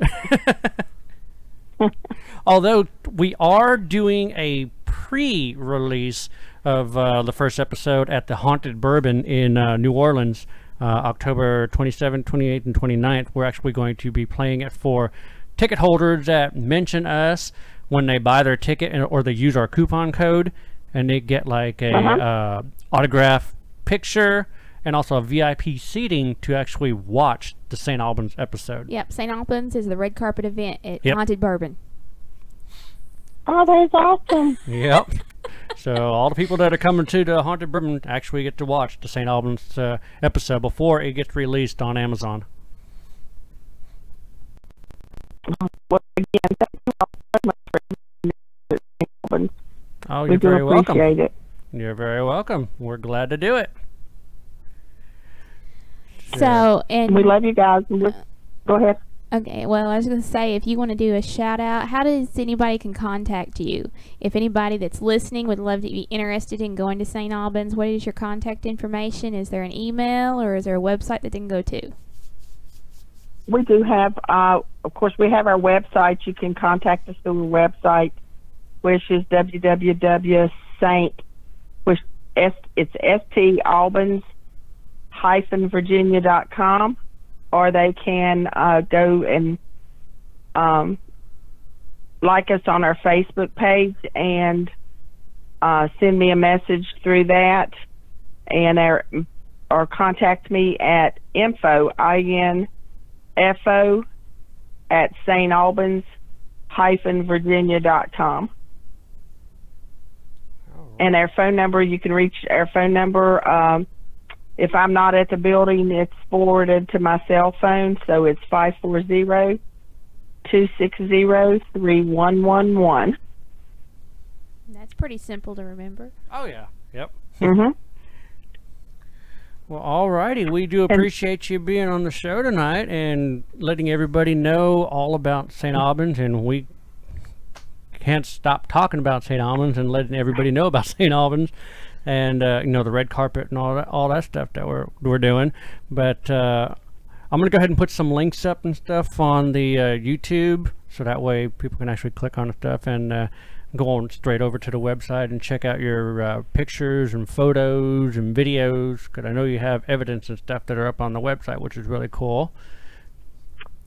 And they need to call me, just call me or email me to set up a date, because we are already booking into 2018. Oh, wow. That is awesome. Yeah. So, Well, I do appreciate it, and then thank you for having me on the show. And I'm sure that you are absolutely going to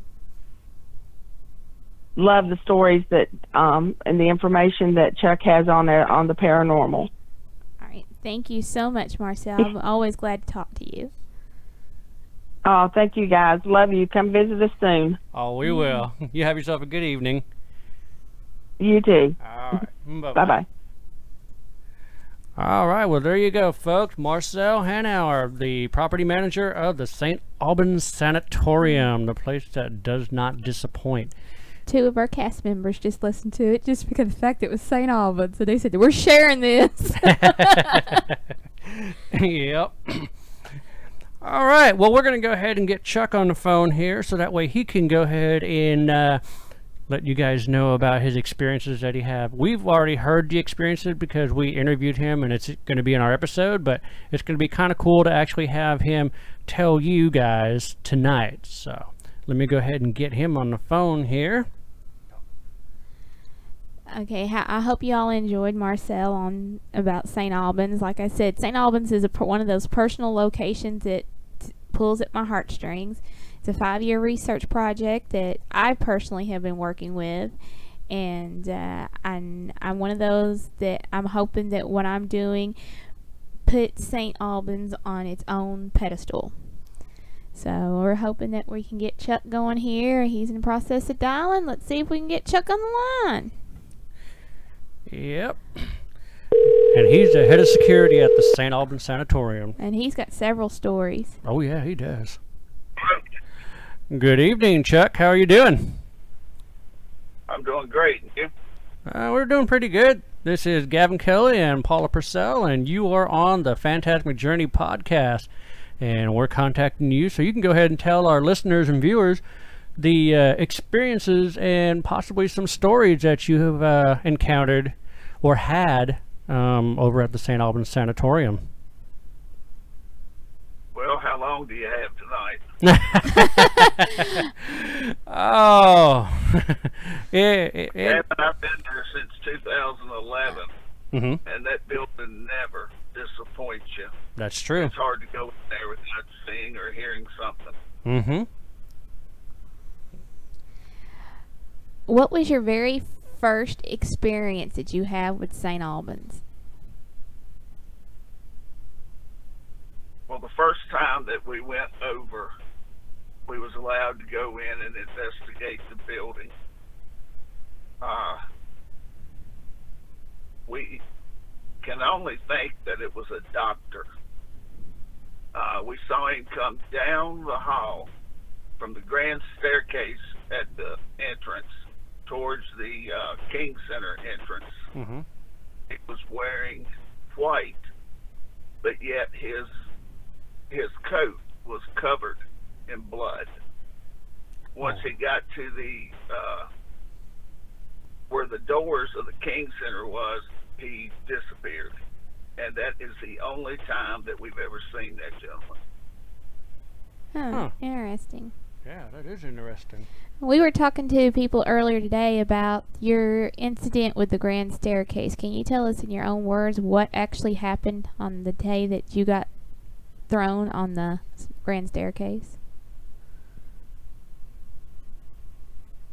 Yeah, the night that happened, it was during our Halloween event. And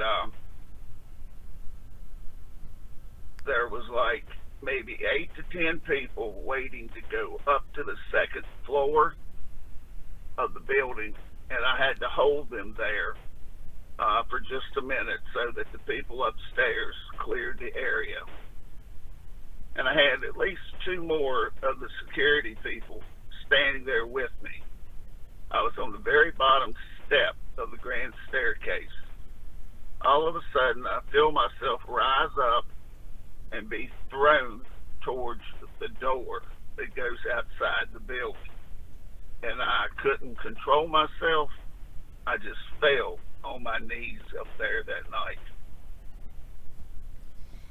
Have you had any more attacks other than the staircase? Well, that was in October.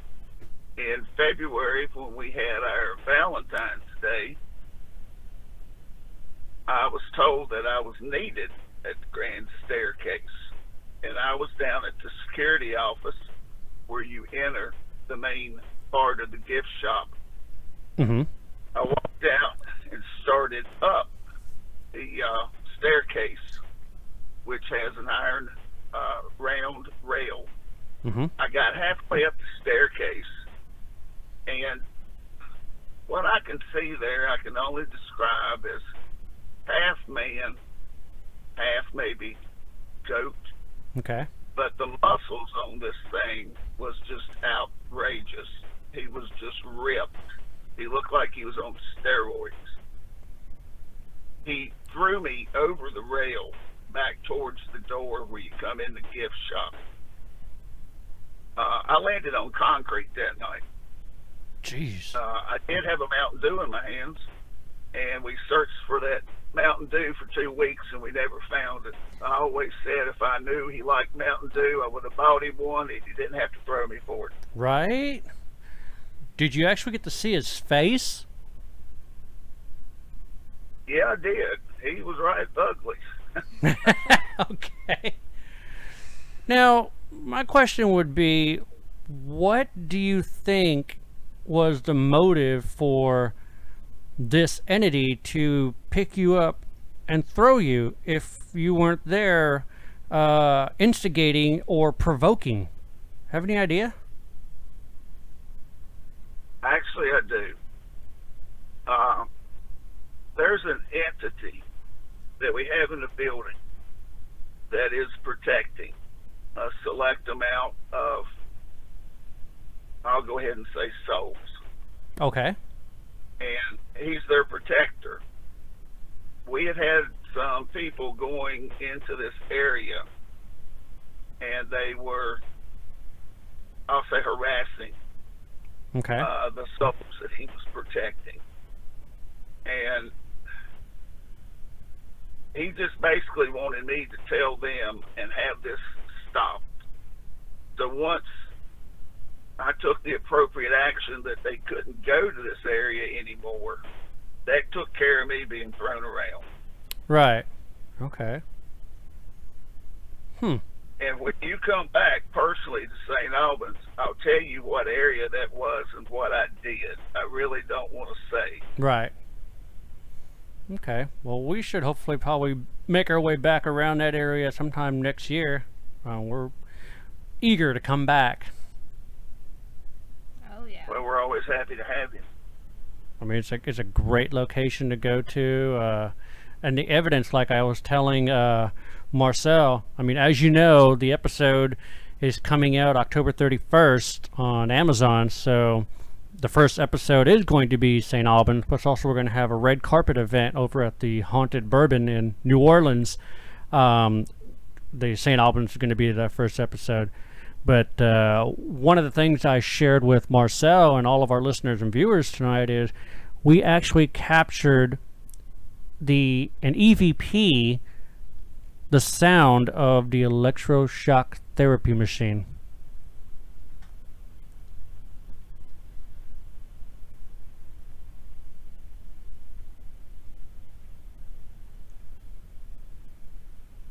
Have you ever heard that sound before? I have not heard the sound before, but I've heard screams in Yeah. that room. Mm-hmm. We got a scream. We have a scream too, but it was different times though. Yeah, it was a different time though. We got the scream the first time we were there, and then we got the sound of the electroshock therapy machine the second time we were there, and you can hear it. It's pulsating, which is really bizarre, and it's coming out of that room. What? Nothing. Oh, look like you were about to say something. Well, I am, but I was waiting for you to get done with that. Go ahead. Not to change the subject on that, but can you tell us about Rebecca? Yeah, Rebecca is very special.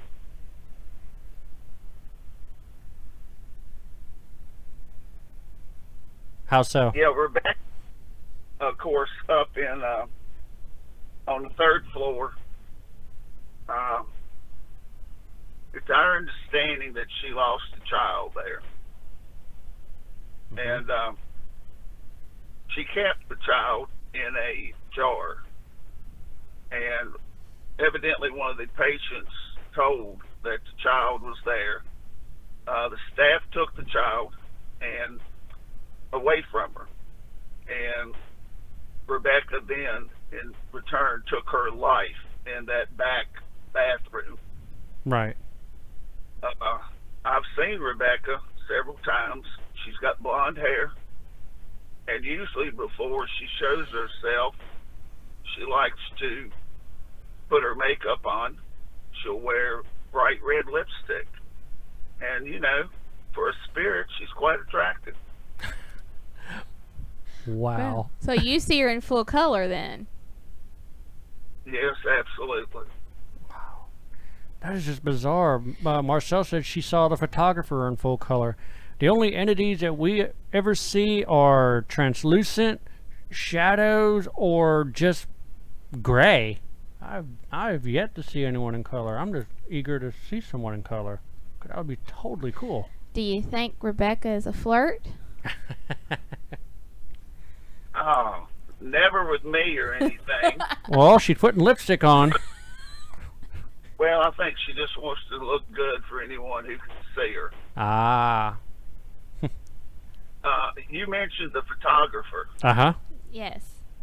And Marcell, I think she told me she had seen him in a brown jacket. Mm-hmm. Yep. He's also been seen in a red shirt, sweater type. Oh, okay. We had a group that was in the building. It was rented to them only. Mm-hmm. They saw the photographer coming out of the bowling alley, and he stopped and talked to them and told them if they wanted a picture of a full apparition, go to the bowling alley. And he walked out.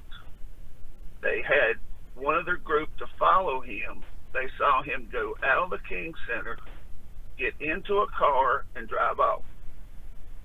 Well, they talked to us about it that night and said we thought the building was ours tonight and no one else's. Right. We assured them it was. They said, well, what about the gentleman taking photos that walked out those doors and got in the car? Well, I don't know if you remember, but there is a round set of stones outside the building. Right. I sat on stones all night. There was no vehicles that even entered St. Albans property that night. Right. So I don't know what I mean, I know they've seen the photographer because myself and several other people I know have seen him.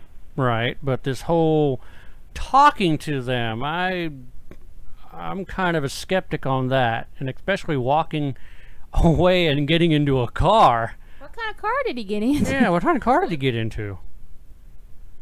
They couldn't describe the car. Wow. Everybody has talked about the photographer. Has anybody actually seen what kind of camera that he's taking these supposed pictures with? I'm just curious. I thought it was a box camera. Well, I mean, it could be all kinds of. It's an old one. It's an old one. Yeah, Marcell knows the type. She said she actually received one for a Christmas present when she was a girl. Oh, okay. So it's that little one that you like hold and you look into it. Is it like that little silver one that I saw next to the wooden one then? Yeah, exactly. Yeah, you hold it and you look into it. Gotcha. So you're kind of like doing this number while you're taking a picture. Oh my. Yeah, it's kind of weird.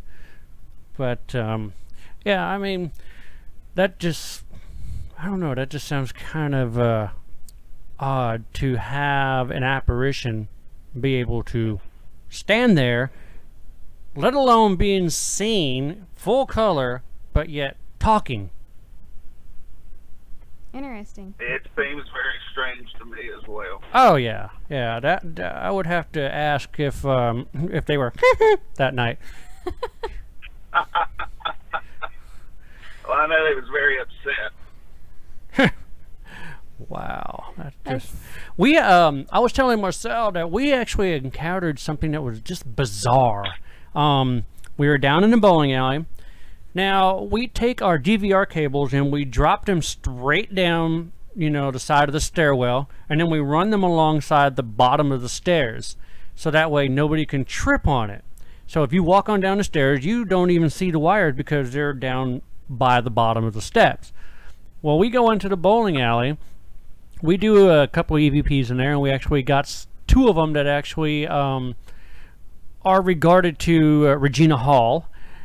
And I'm not really going to go into that. They have to watch the episode for that one, because that just totally blew our mind what was said on the Echovox. But when we were done walking back out to the staircase, our DVR cable was draped diagonal across the staircase, basically saying you can't go up the staircase anymore. Well, we had someone get their ankle grabbed right there at that particular staircase. Huh. By a lady with dark hair and a white dress. Uh-huh. And the person had it happen to him. It was someone under the age of 18 it happened to. So the mother came to me and talked to me. Okay. I took her back to that staircase. I showed her the distance that a human would have to reach. And when she said, well, wait a minute, are you trying to tell me I saw, I said, hey, you already said it, ma'am, not me. Right. You know, she totally freaked out, but she understood what had happened. Mm-hmm. But the lady that they saw visits the bowling alley on a regular basis. Okay. Well, I will tell you this. I got kicked in the shin on the main staircase. What was that, Gavin? I got kicked in the shin on the main staircase while we were filming my intro. I'm walking on down the staircase, and I had to stop because I felt a sharp pain on my shin, and all of a sudden I go ahead and roll up my pant leg by sitting down at the bottom step, and you can see a red welt. I actually got kicked. Was you about from the 4th or 5th step from the landing? Yeah. Okay, there's things like that. It happens. You either get kicked or your ankle is grabbed and you fall. Huh. No, I got kicked, and I felt the blow too, because I was actually delivering my the lines about, you know, the St. Albans Sanatorium was part of with the Civil War and it being the depot, and all of a sudden I felt like a whack, and I'm like, oh my God, I got to stop. Reason being, I'm thinking this happened because the night before, that room that's diagonal to Jacob's room, there was a chair that was facing the window, but then there was another chair in the center of the room. Now, the whole room was about 63, 65 degrees and around that range, but the chair was 85 degrees. There was nobody sitting in it. So I was sitting there making a joke, and I'm pretty sure I said whoever's sitting in it is a hothead. Well, I think the hothead's the one that kicked me. We've had so many strange things happen in that room. Like what? And there's a closet in that room. And in that closet, if you open the door at certain times, Mm-hmm. you'll see a little girl. Just see a what? A little girl. A little girl. I'd shit myself if I see a little girl and open up a closet. I mean, And- seriously, you open up a closet and you see a little girl. Yeah, I'm gonna need a new pair of shorts. Most definitely. We had a couple of clowns sitting in there. They're just, Toys, I hope. yeah, there you go. One had a bottle of water in his hand. And there was a gentleman in there, one of our actors. Unfortunately, he kept picking up way too much EMF. Mm-hmm. So he had to go outside and get it out of him and come back in. Okay. When he came back through the door, that clown threw the bottle of water at him. I mean, this is witness. Man, you're Yeah. giving me chills. I don't like clowns. I hate clowns with a passion. If that would have happened, I would have been through the window. I hate clowns. I watched the It movie, and I'm just like, oh, God. But yeah, if I... Little iPod laying there, not being touched by anything. Uh-huh.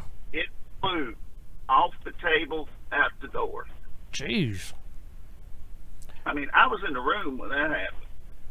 We couldn't get hardly anybody to go in that room and act anymore. We thought we would just like to close that portion off. I'll go in there if there ain't no dang clown in there, because if there's a clown in there, oh, I'm going to be kicking. And screaming. Maybe both. Now, Chuck, you're in charge of security at St. Albans, and of course you're behind in the security room, and you're watching the cameras. Have you seen any apparitions, shadows, anything that was fascinating on those security footage cameras that you've caught? The most fascinating thing I've ever seen, I've seen it twice. It's in the purple room. Purple. The way our camera is setting, you can see the two walls where they come together at a 90. It was almost midnight both times. It looked like there was a door that opened right where the two walls met. The first time they opened, something came out. You could see shadows, things like that. Then it was only open for like maybe 3 or 4 seconds. Huh. It closed A a portal. couple of seconds. It reopened and you could see something going into it. Oh, wow. You actually seen a portal. That's in the Absolutely. dragon room, isn't it?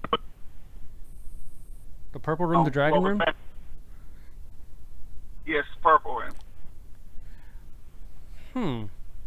You actually witnessed a portal. Yeah, it was pretty amazing. Man, that'd be some kind of footage I'd like to see. Do you still have that handy? I don't have the footage. I may have a photograph somewhere. Ah, I'd love to see it. Whenever you get a chance, that would be something cool to see.